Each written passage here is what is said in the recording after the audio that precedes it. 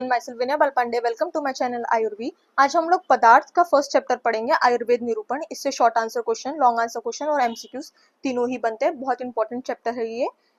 अगर आपको पदार्थ के सारे चैप्टर्स के वीडियो चाहिए तो प्लीज एक बार कमेंट में बता दीजिए। आयुर्वेद शब्द किससे बना है? आयुष प्लस वेद। आयुष का अर्थ क्या होता है? जीवन। वेद का अर्थ होता है विद धातु से बना हुआ ये शब्द है, जिसका अर्थ होता है जानना, मतलब जीवन के बारे में, जिससे हमें पता चले, वो है आयुर्वेद। आयुर्वेद के पर्याय बहुत इंपॉर्टेंट है।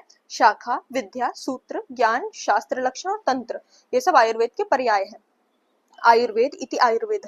आयु जिसके द्वारा प्राप्त की जाए उसे आयुर्वेद कहा जाता है। लॉन्ग लाइफ जिसके द्वारा हम लोग प्राप्त करें, जिसे फॉलो करके हम प्राप्त करें, उसे आयुर्वेद कहा जाता है। आयुर्वेद के जो लक्षण है ये बहुत इंपॉर्टेंट है। ये क्वेश्चन में पूछा जाता है कि आयुर्वेद के लक्षण समझाते हुए उसके पर्याय को समझाइए ऐसे। आयुर्वेद की क्या लक्षण है? हिता हितम सुखम दुखम आयुष्तस्य हिता हितम मानम च तच्च योक्तोक्तम आयुर्वेदा स उच्यते। जिस शास्त्र में हितायु, अहितायु, सुखायु, दुखायु का वर्णन होता है, जिसमें हितकर, अहितकर, पथ्य और अपथ्य का वर्णन किया जाता है, उसे आयुर्वेद कहा जाता है। मतलब जिसमें हितायु का वर्णन, अहितायु का वर्णन, सुखायु, दुखायु, इन सब का वर्णन किया जाता है।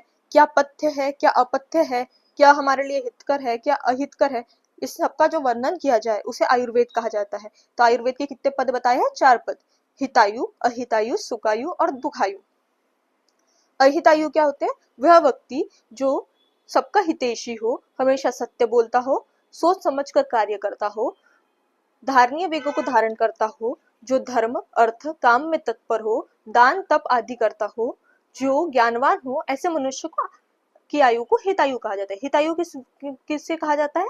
जो सोच समझ के काम करता हो, जो धारणीय वेगों को ही धारण करके रखता हो, धर्म, अर्थ, काम में जो तत्पर हो, दान और तप करता हो, ज्ञानवान हो, ऐसे मनुष्य की जो आयु है उसे हितायु